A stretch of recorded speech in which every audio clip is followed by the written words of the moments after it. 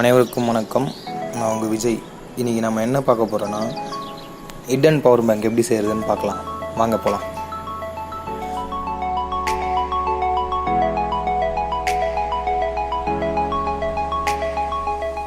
இது நான் வச்சு இந்த பழைய பவர் பேங்க்கு இப்போ யூஸ் பண்ணுறதில்ல. இதில் இருக்க இந்த சின்ன சிப்பு மட்டும் தான் நம்மளுக்கு தேவை.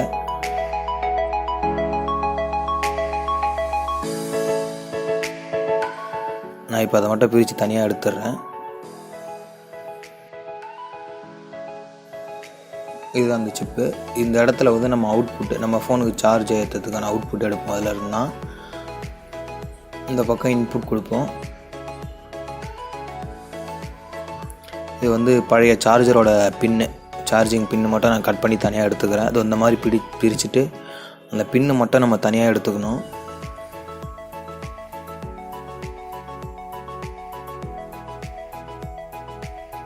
நீங்கள் பழைய ப்ளூடூத் ஸ்பீக்கர்லாம் பார்த்துருப்பீங்களே, ஃபேண்டா, கோகோகோலா அந்த மாதிரி இருக்கும்ல, அதோட பேட்ரி அது. இது வந்து 10 ரூபா டபுள் மின்ட்டு அந்த பாக்ஸ். அது இந்த பாக்ஸில் தான் நம்ம சீக்ரெட்டாக வச்சுக்க போகிறோம் பவர் பேங்க்கை. இது நடுவில் வந்து சின்ன சின்ன பட்டன்ஸ்லாம் இருக்குது. இது க்ளோஸ் பண்ணுறதுக்கு தேவையான ப்ளக்லாம் இருக்குல்ல, அதெல்லாம் நான் வந்து தனியாக எடுத்து போட்டுறேன். அதெல்லாம் கிளியர் பண்ணால் தான் நம்ம உள்ள பேட்டரியை சரியாக வைக்க முடியும்.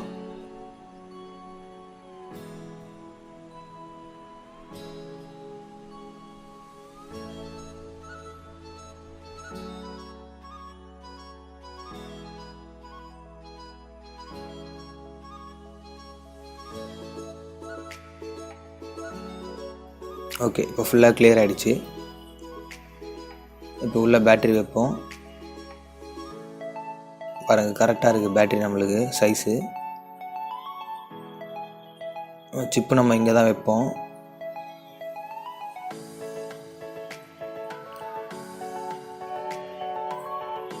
இது வழியாக நம்ம வந்து சார்ஜிங் அவுட்புட் எடுப்போம்ல, நம்ம ஃபோனில் போடுற பின்னு, அதுக்காக நான் ஓட்டை வந்து போட்டு ரெடியாக எடுத்து வச்சுக்கிறேன். அந்த பின்னு ஒன்று எடுத்தோம்லாம் தனியாக சார்ஜர்லேருந்து, அந்த பின்னு வந்து இதில் தான் வரும்.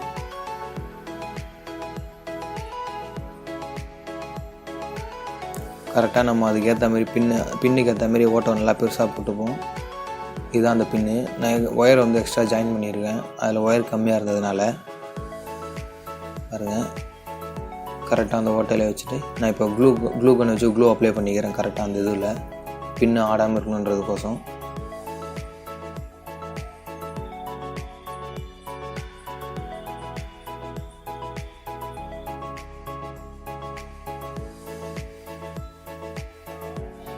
பேட்டரி அதில் வச்சுட்டு க்ளூ போட்டு ஒட்டிக்க வேண்டியது தான்.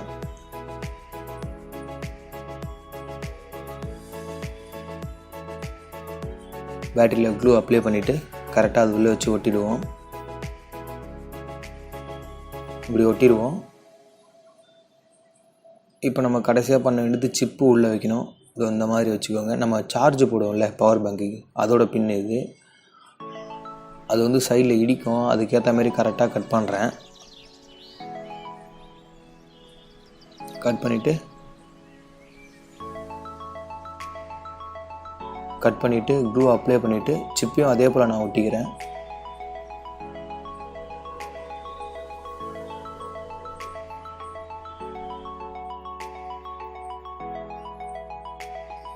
ஒட்டிட்டு ஓகே, கரெக்டாக உட்காந்துருச்சு. இதுக்கப்புறம் நம்ம ஒயர் கனெக்ஷன் தான் கொடுக்கணும். கரெக்டாக க்ளோஸ் ஆகுதா? ஓகே, கரெக்டாக க்ளோஸ் ஆகுது.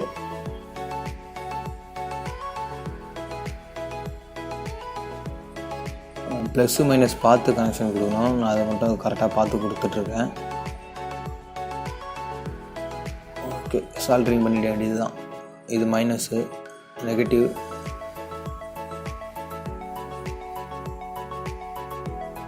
அப்புறம் இது பாசிட்டிவாக சால்ட்ரிங் பண்ணிடுறேன்.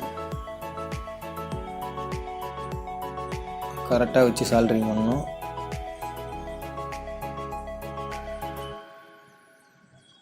ஓகே, பாசிட்டிவாக பண்ணியாச்சு. நெக்ஸ்ட் வந்து நம்ம ஃபோன் சார்ஜ் போடுற பின்னை வந்து சால்ட்ரிங் பண்ணணும்.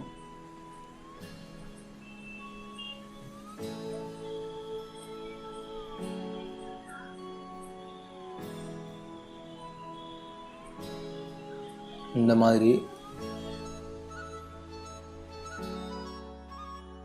கரெக்டாக பாசிட்டிவில் பண்ணணும், நெகட்டிவில் பண்ணணும். மாற்றி பண்ணால் சார்ஜ் ஏறாது.